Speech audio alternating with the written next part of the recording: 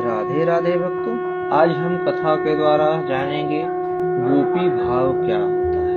अब प्रश्न होता है कि गोपी भाव क्या है और श्री राधा की शरणागति कैसे प्राप्त हो सकती है। श्री कृष्ण सुख के लिए सर्व त्याग, यही गोपी की विशेषता है और यही गोपी भाव है। निज सुख के लिए लोग बहुत कुछ त्याग करते हैं, परंतु केवल श्री कृष्ण सुख के लिए सर्व त्याग करना केवल गोपी में ही संभव है। वस्तुतः यह श्री कृष्ण सुख गोपी प्रेम का स्वरूप लक्षण है। निज सुख कामना को प्रीत रस की उपाधि कहा गया है। गोपी प्रेम में यह उपाधि नहीं है। इसी से गोपी प्रेम को निरुपाधि प्रेम कहते हैं। वस्तुतः श्री कृष्ण सुख ही गोपी का सुख है।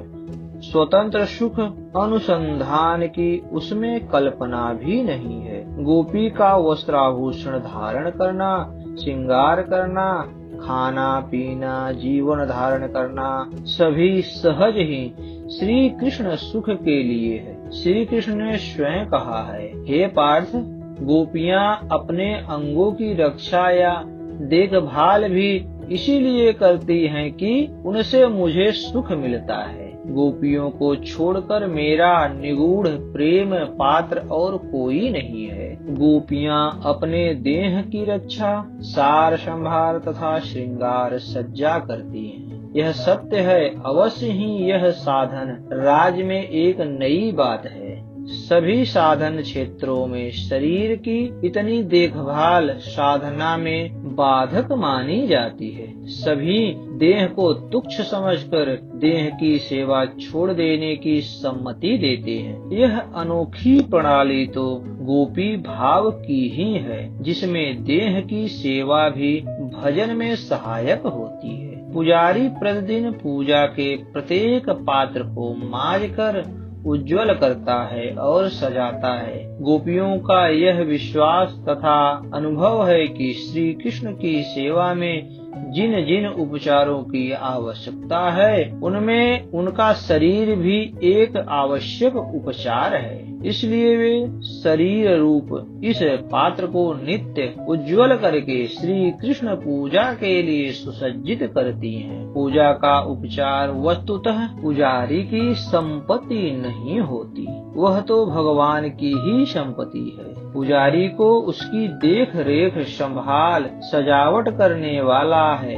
इसी प्रकार गोपियों के शरीर श्री कृष्ण की संपत्ति है। गोपियों के ऊपर तो उनके यथा योग्य यत्न पूर्वक संभाल करने का भार है। गोपियों के तन मन सभी के स्वामी श्री कृष्ण हैं। शरीर को धो पोछ कर वस्त्र आभूषणों से सजाने पर उसे देखकर श्री कृष्ण सुखी होंगे। इस कृष्ण सुख कामना को लेकर ही ये प्रातः स्मरणीय ब्रज देवियां श्री कृष्ण के सेवोपचार के रूप में अपने शरीर की सावधानी के साथ सेवा करती हैं। यह शरीर सेवा श्री कृष्ण सेवा के लिए ही है। अतः यह भी एक परम साधन है, प्रेम का लक्षण है। सामान्यतः एक सिद्धांत है, ये यथा माम प्रपदन्ते तास्तथैव भजाम्यहम्। जिस प्रकार की कामना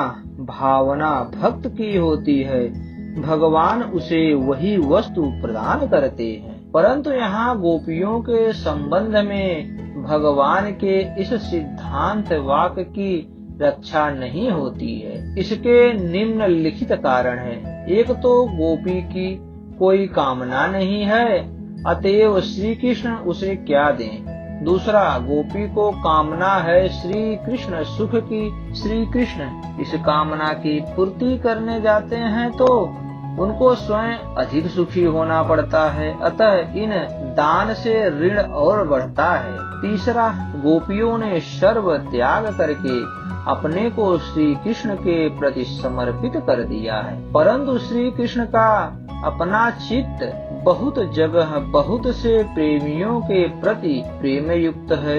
इस प्रकार कृष्ण प्रेम अपेक्षाकृत विभक्त और खंडित है, परंतु गोपी प्रेम अनन्य और अखंड है। इसी से गोपी के भजन का बदला उसी रूप में श्री कृष्ण नहीं दे सकते। इसी से वे अपनी असमर्थता भी प्रकट करते हुए कहते हैं, गोपियों मैं सदा तुम्हारा ऋणी हूँ। तुम अपने सौम्य स्वभाव से तथा प्रेम से ही मुझे उऋण कर सकती हो, परंतु मैं तो तुम्हारा ऋणी ही हूँ। प्रेम मार्गी भक्तों को चाहिए कि वह अपनी समझ से तन मन वचन से होने वाली प्रत्येक चेष्टा को श्री कृष्ण सुख के लिए ही करे। जब जब मन में प्रतिकूल स्थिति प्राप्त हो तब तब उसे श्री कृष्ण की शुभेच्छा जनित स्थिति समझकर परम सुख का अनुभव करे।